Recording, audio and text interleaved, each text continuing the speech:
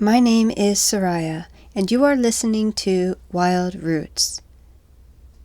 Just a quick note, you might want to lower your volume just a bit, and then later adjust for a better listening experience. Thanks.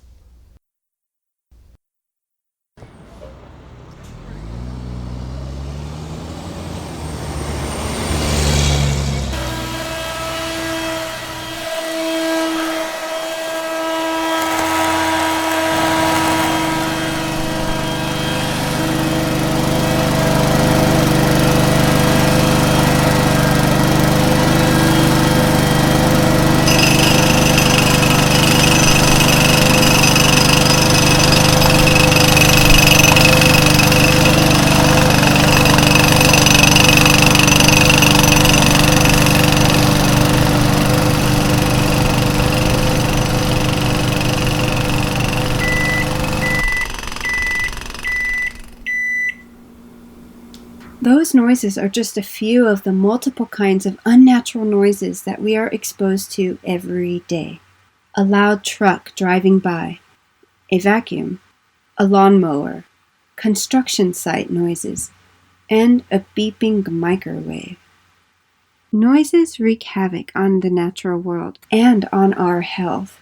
We'll be discussing the various ways that noise exposure affects our environment and our health with renowned journalist and author David Owen. What's amazing is not that we lose hearing, but that anybody has any hearing left, because the sound levels in the modern world are so far beyond anything that humans were exposed to before the Industrial Revolution. They have monitors around the metropolitan area, and they record sound levels, and what they found is that that along transportation corridors, along highways, train lines, in the flight paths of airplanes, sound levels are sufficient to cause a whole host of health problems, things you wouldn't expect. Scientists have only begun to document the effects of human-generated sound on non-humans as well as on humans, and the effects are ecologically devastating. So join us as we explore the world of hearing in a deafening world. My name is David Owen. I'm a staff writer at The New Yorker. I've written lots of books, and the most recent one is called Volume Control, Hearing in a Deafening World.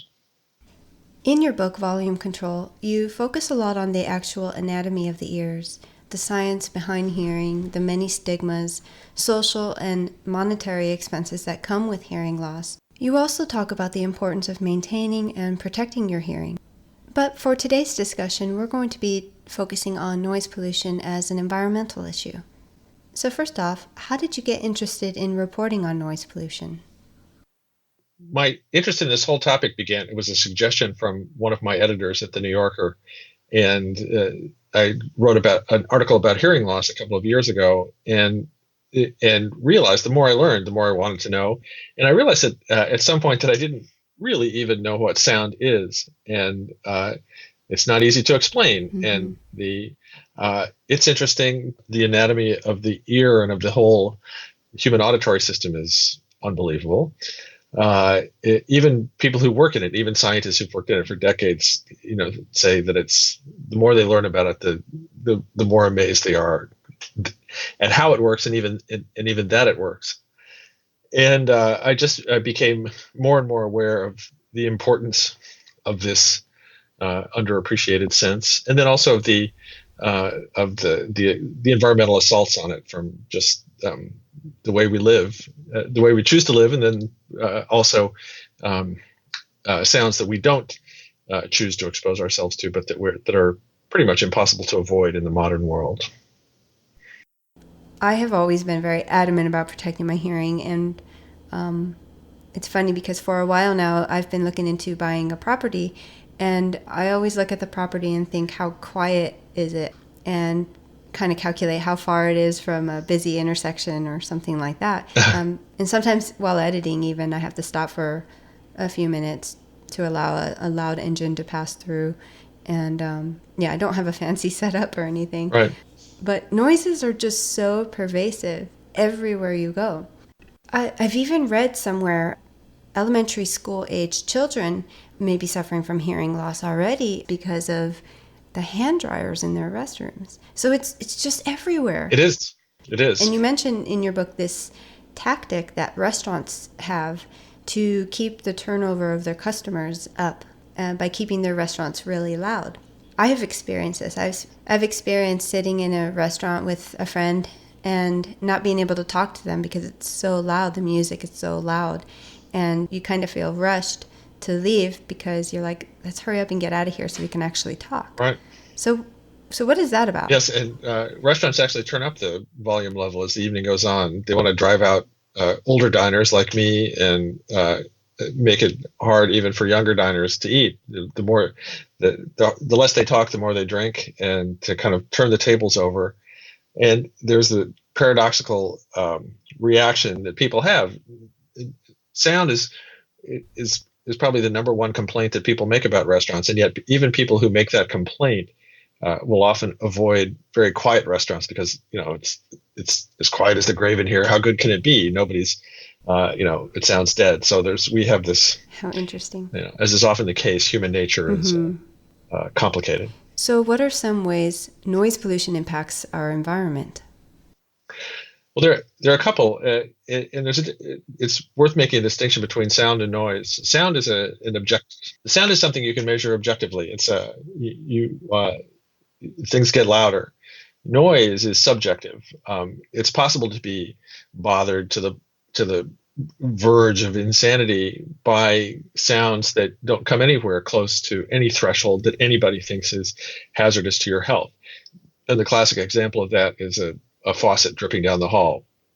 If you had it can keep you awake, and yet if you had a sound meter on your pillow, it wouldn't even necessarily pick up. So there are sounds that are actually do physical harm to hearing. There was watching a football game over the weekend, and the commentators were talking about how enthusiastic the fans were, how loud they were, that they were making so much noise that the players couldn't hear the quarterback's signals, and they gave a decibel measurement, and it was well above the level that causes hearing damage in people after sustained exposure. And even worse are NASCAR races. I was playing golf once on a golf course that was across a highway from a NASCAR racetrack, and there was one car practicing, one guy doing laps, and just that one car was so loud. We were well a good distance away that we had trouble talking, holding conversation. So these are sounds that people happily expose themselves to, and that I certainly did through my whole. I went to rock concerts. My friends and I always tried to sit as close as we could to the stage, and not just to the stage, but to the speakers.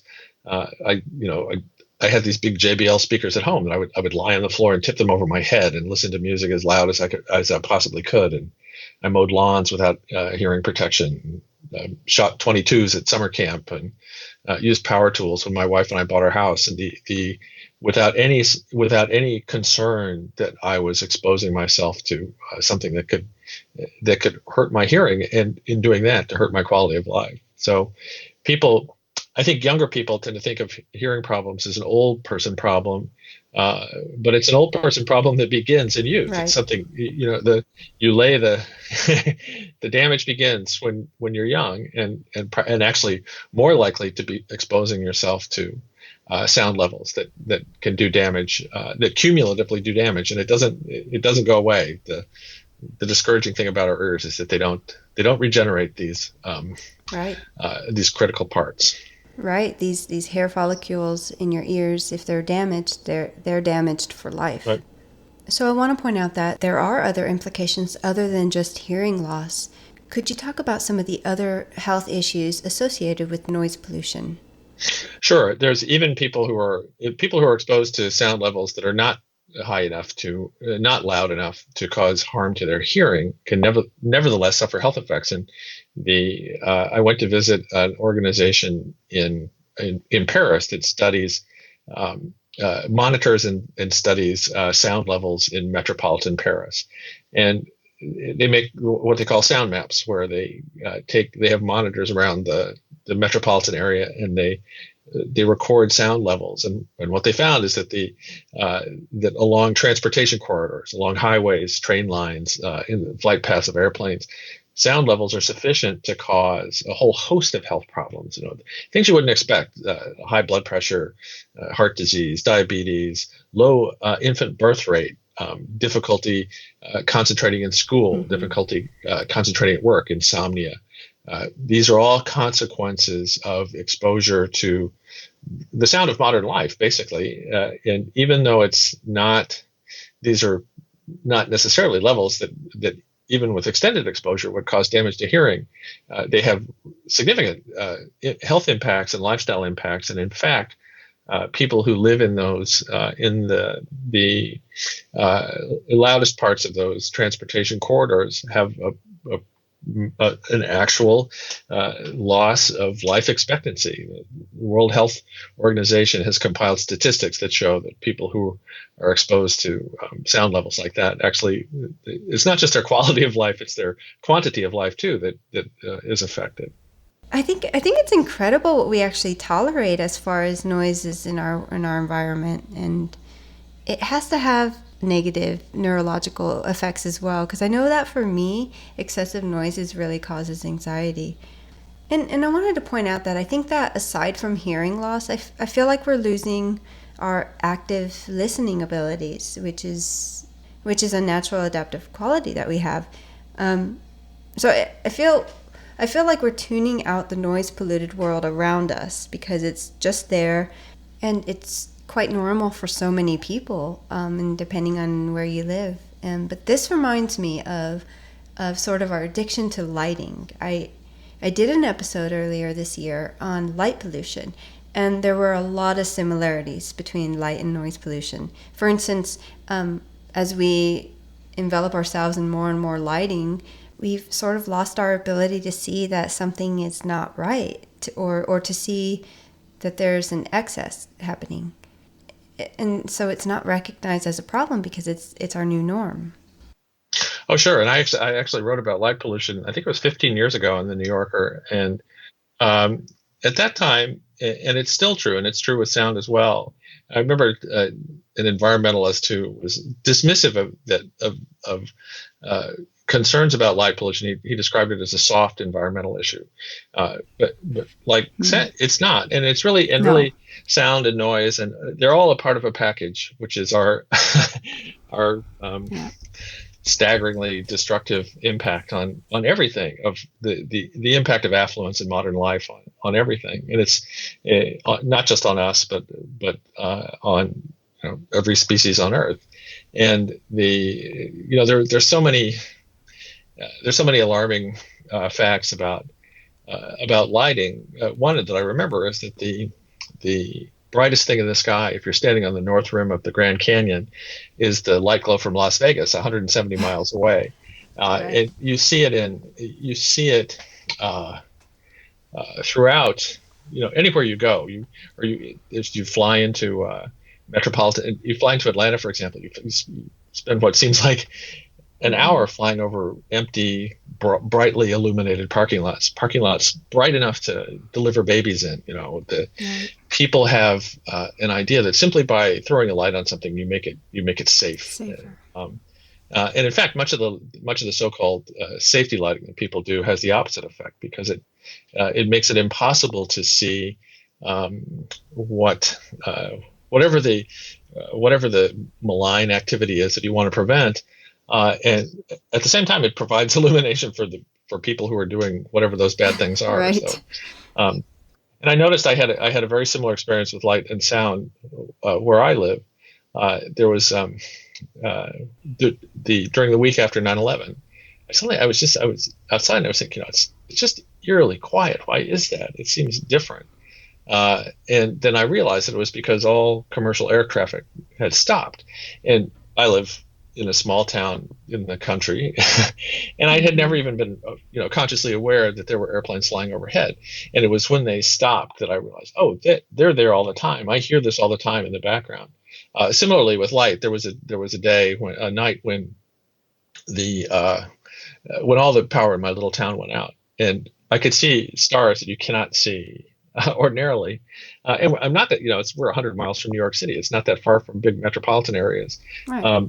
But just that one town of 4,000 people turning out those lights made this, I realized that just the light that leaks out from our lives at night has this huge effect on what we can see in the sky. And in both cases, those have effects on non-human creatures as well.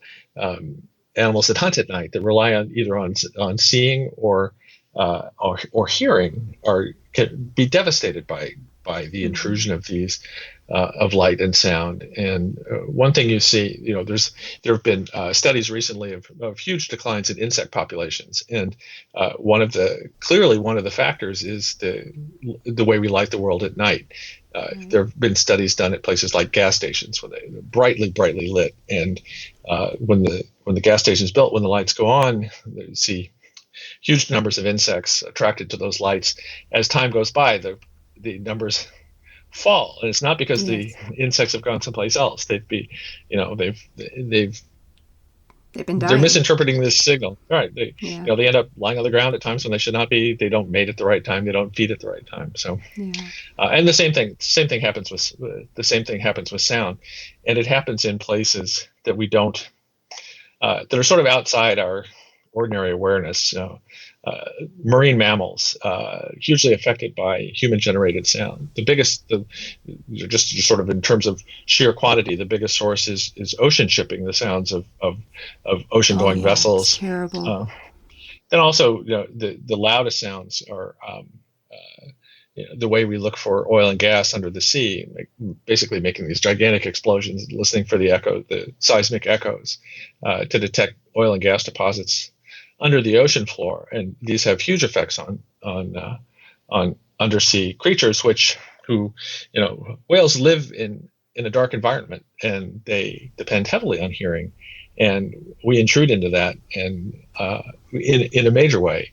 Often when you see mass beachings of marine mammals, they're sound related in one way or another. There's animals whose hearing has been destroyed by exposure to, whose vestibular system has been damaged by exposure to loud human generated sound, or whose have been startled from feeding at depth and have bolted to the surface and have suffered the bends and have become incapacitated. And people wonder why can't we get them to swim back out to sea? Well, they've been mortally injured by. They've been physically, and their brains don't operate the way that they should be operating. Yeah. Right. Same thing happens to people. Yep. I'm seeing a common theme within my episodes. The neurological impacts on human and non-human animal brains is huge, but the various ways we're polluting our world. And there's been so many neurological studies conducted on things like light pollution, urban versus rural living, and in this case, noise pollution. It's like these compounding issues are like a metastasizing cancer in our world. It's becoming harder and harder to escape.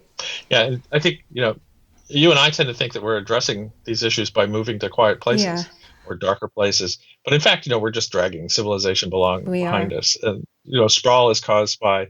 I remember when I was writing about sprawl in urban density, and someone said to me, sprawl is created by people escaping sprawl, and it's true. You live in a place, you think, oh, this is, I don't want to live so close to so many people. I'm going to move farther out, and it's the same thing as light. Everybody, but you have to keep right, exactly. You have to keep moving. You have to stay ahead of it, and so we drag it behind us. So there's nobody is innocent. And kind of. In any of these. It's kind of ironic because where I want to live, like the country properties I've been looking at, it seems like everybody owns a diesel truck out there. Oh, right. And so I can't even escape that, We evolved to hear natural sounds like birds and insects and the wind and things like that. And I've experienced that quietness that you talked about on your experience with 9/11. And it's pretty surreal to know just how quiet the natural world really is. And it's just amazing what we inflict upon ourselves in modern life. The vacuums, the lawnmowers, the revving engines, and so on. It's actually pretty ridiculous. Right. It's but we get the benefit from all this commotion that we're creating. Probably the first sufferers of occupational hearing loss were humans who pounded on metal, tinsmiths and irons, people pounding on blacksmiths, pounding on iron, people ringing church bells, then people building the boilers and the steam engines that fueled the Industrial Revolution, and then all those machines. So it's been a steady. We've steadily increased the sound level that we expose ourselves to. What's amazing is not that we lose hearing, but that anybody has any hearing left, because the modern world, the sound levels in the modern world are so far beyond anything that humans were exposed to before the Industrial Revolution. And the other, in addition to industrial sounds, but also military sounds. The invention of gunpowder was very bad for ears. Oh yeah. A single exposure to gunfire can cause permanent hearing loss. And the number one and number two service-related health claims made by American military veterans are tinnitus and hearing loss. Both suffered from exposure not only to gunfire and explosions, but also to just the incredibly high sound level of military life, the generators, one of the very loudest jobs or workplaces on Earth is an aircraft carrier. Simply sleeping on an aircraft carrier can cause hearing loss because it is so loud. So we know that noise pollution harms the natural world, affecting many, many species. And I want to talk about just how pervasive noises are in our environment. So there's a thing called oral littering or acoustical litter. It's a lot like light trespass. Again, it's another similarity between light pollution here. And light trespass is that security light on your neighbor's garage door, for instance, that shines in your bedroom window. It's very invasive. So I'm jumping around topics a little bit here, but there's a similarity. So you talked about how startling it would actually be to be able to see this oral litter. Can you talk a little bit about this? Sure. It was somebody who was just was likening just kind of general sound pollution to littering, and that you could the sounds that we make as we just go through our ordinary lives. He said the visual equivalent would be as though people were driving through the countryside just heaving trash out of the windows of their cars. And light trespass is a good analogy because people tend to think of it in the same way, and or even some difference. People think it's my property, I'm putting lights on it, even though I see people who have lit up their yards. They've put lights in their trees to decorate their trees to light up the outside of their house. And I say, I have the right to make my house look nice, but they're not even they don't see it. They're inside. Mm-hmm. They don't go outside. And all the lights are on inside too. And when you turn on all the lights inside at night, it turns the windows into mirrors. You don't even They don't even see what they have done in their yards. Mm-hmm. And the sound is kind of the same. I think the difference is that people would not. Most people would not mount loudspeakers in their trees and play music that they thought their neighbors would like. Maybe some might, but we do it in other ways. And I was doing a radio interview a couple of weeks ago, and while it was going on, the guys who cut my lawn came, and there was one of them had a gasoline powered leaf blower, was right outside the window of my office, and so it was a a timely illustration of what we were talking about. For much of the year, it's a constant sound from about 7 o'clock in the morning until dark, all over the country. Now, when I was a kid, back in the early 60s, what people did was they didn't use leaf blowers. They didn't have them. They raked their leaves, but then they set them on fire. So they burned their leaves. And, so we find different ways, more innovative ways to It's really interesting because it really does seem like it's going to take a lot of simple consideration, just simple consideration for your neighbor and ultimately the world around you, how you use your lighting or the ways you produce sounds or whatever it may be. In your book, you talked a little bit about noise ordinances, and it was kind of funny because it's not easy to manage or even enforce, even if authority figures have noise pollution monitoring equipment. They have to care. They have to care enough to enforce it. Right. People have to care. So the challenges are huge to reduce noise pollution. People essentially have to take it upon themselves. It's true, and I was the chairman of my town zoning commission for a long time, and we tried to create a noise ordinance, but it's very hard. One thing is that almost all the statutes have decibel levels, and they're based on decibel levels, and so you can't make sound above this level. But very often, the most annoying sounds, the sounds that really bother people, are well below that threshold. It's that leaf blower 3 houses up the street, or it's the sound of somebody's air conditioner, the sound of somebody's generator. It's sound sources. It's sounds that do not rise above any decibel level that any legislature would consider forbidding. Yeah. And then two, municipalities tend to exclude all the things that really bother people. That was the funny part, because in your book you listed all of those exceptions and you were like, what's left? Right. It was a town not far from my town, and they had this very elaborate multi-page very specific noise ordinance, but then excluded absolutely sirens, maintenance equipment, power tools, lawn care, anything that anybody would complain about was excluded. And so I don't know what would be left. Maybe people throwing a huge party in your yard so that it bothered you more than anybody else. I don't know. It's very hard to do. And then even it almost doesn't matter, because it's very, very hard to enforce those things, and hard to make people do it. And often, always, there are unanticipated consequences. One is that if you, let's say you have a 90 decibel ceiling on noise, on sound made by aircraft flying from an airport, and then aircraft manufacturers figure out how to reduce the jet noise to 80 decibels from 90. What that means is now you can fly 10 jets at 80 decibels and not exceed that 90 decibel limit. So it's not clear that you've made life better for the people in that flight path. Maybe you've made it worse by doing something that you feel that feels like an improvement when it's made. And this is actually true of just about of many, many environmental issues and how we cope with them. Lighting is another good example. By making lighting more energy efficient, we've also made it less expensive, easier to. Yeah, like the conundrum book you wrote.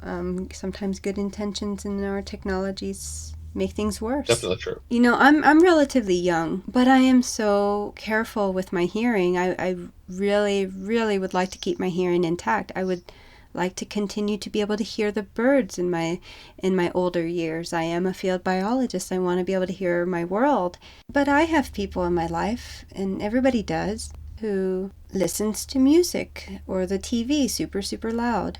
And it's kind of this weird backwards judgment passed on me, like I'm somehow not as cool because I don't like to listen to really loud music. And it's just ultimately because I want to keep my hearing intact. But what these individuals fail to recognize is that, yes, it has a lot of environmental impacts and expenses, but not everybody cares, right? And but it has a lot of social expenses and even health and medical expenses. So can we talk a little bit about what those expenses are and how hearing loss ultimately has a lot of expenses involved? Yeah, it's a huge issue. The emotional cost, and then actually the monetary cost as well. I think one reason that people are careless with their ears, aside from the fact that nobody who's young thinks that anything bad could ever happen to them, is that we figure, well, when my ears get bad, I'll get hearing aids and I'll deal with it then.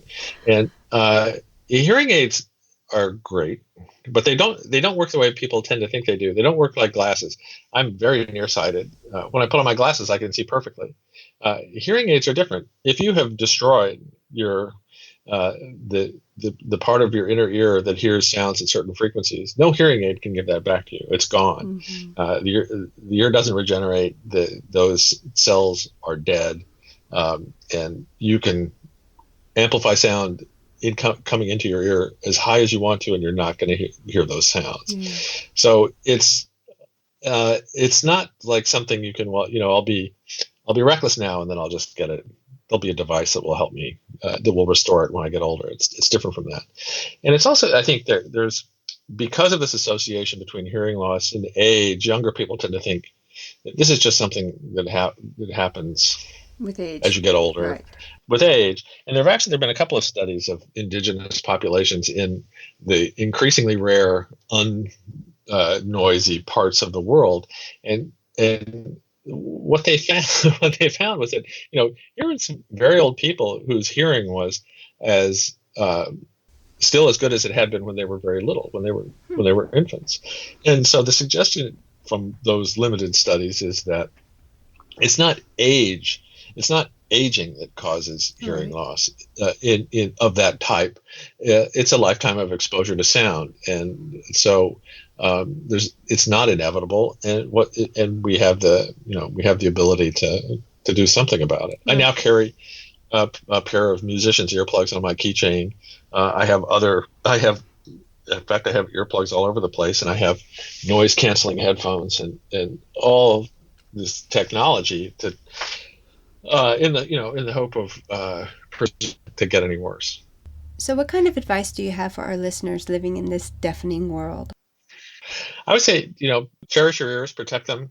I think you're actually now much more likely to see, if you see lawn care workers or you see especially younger construction workers, they're much more likely to be wearing some kind of hearing protection than they would have been even a relatively few years ago. So I think people are more aware of the dangers that they're exposing themselves to and are more likely to be doing something about it. If you look, the Cabela's, the kind of outdoor supply, if you look on their website, there are pages and pages and pages of ear protection for hunters. And there are these kind of cool electronic devices that will actually make soft sounds louder, like, the sound of your prey walking through dry leaves, but at the same time will, within a very brief fraction of a second, shut down at the sound of a gunshot. So there are devices that their technology has made it possible to protect our hearing in ways that wasn't before. But there's so many, you have to be aware it's so many different places.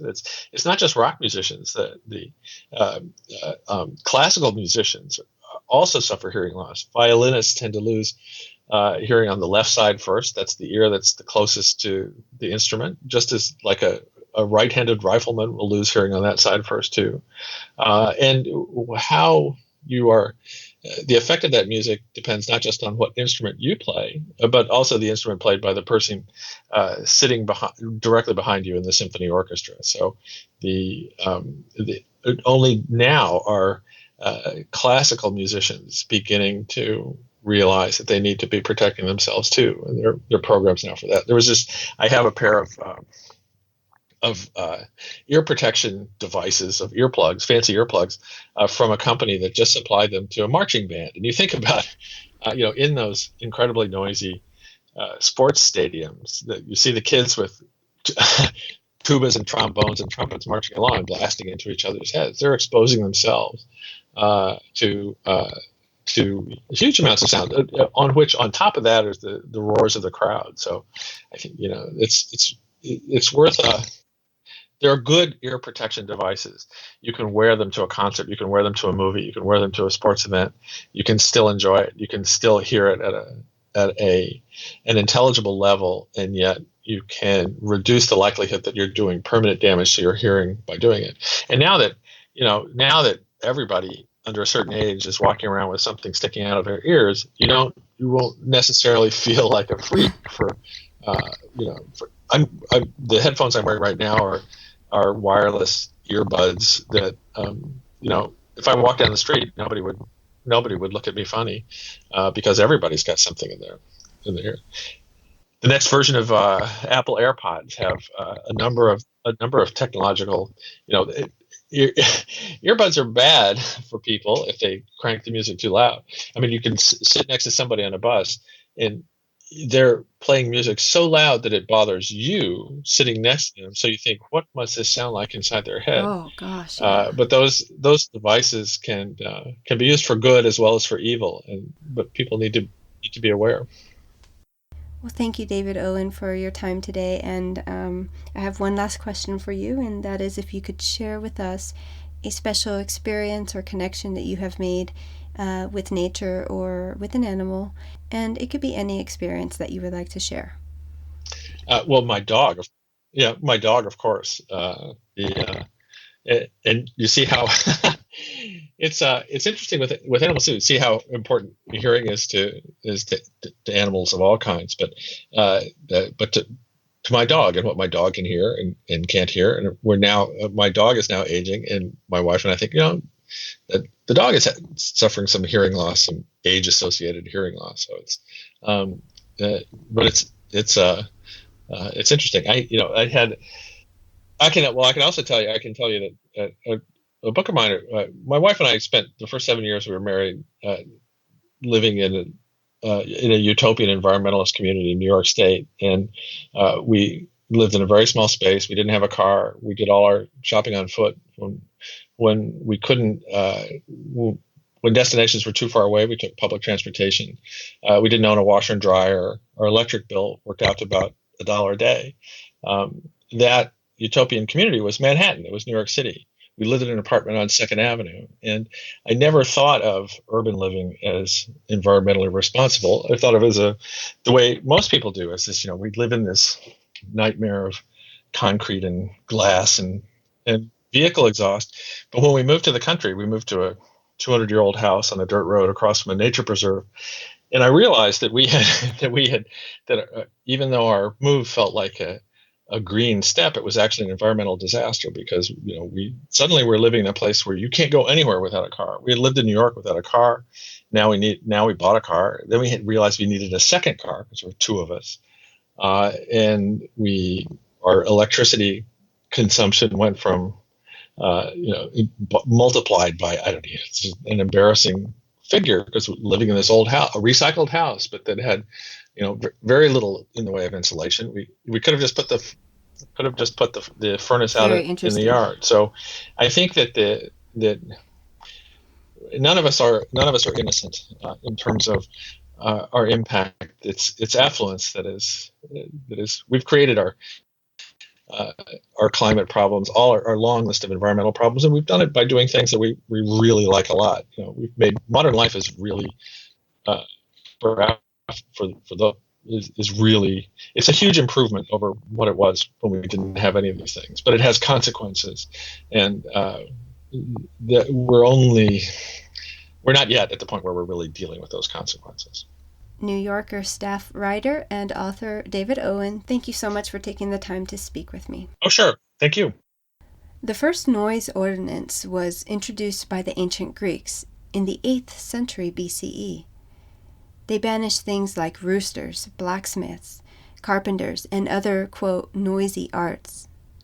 In the United States, President Richard Nixon enacted the country's first federal measure to specifically target noise pollution, empowering the Environmental Protection Agency to quiet the country in 1972. Yet noise pollution has only increased. We need to protect perhaps our most endangered sense, hearing. Earplugs can certainly help preserve our hearing, but they don't address noise pollution itself, nor do they help with low-frequency noises that often persist in industrialized areas. Persistent noises have been described as intolerable. And of course, persistent noise won't kill you. It'll just be torturous. and can shorten your life. Man-made noises in the environment can be even more torturous to many wildlife and pets. Just think of the many different frequencies your dog and cat can hear that you cannot. Just as dark skies are becoming more and more endangered, quiet places too are becoming extinct. Acoustic ecologist Gordon Hempton quoted, "Quiet places have been on the road to extinction at a rate that far exceeds the extinction of species." It's scarier than you think because our bodies cannot adapt to this threat. And I am on the quest for quiet, and so I do plan on covering this topic more in the future. So stay tuned. This is Wild Roots. Thanks for listening.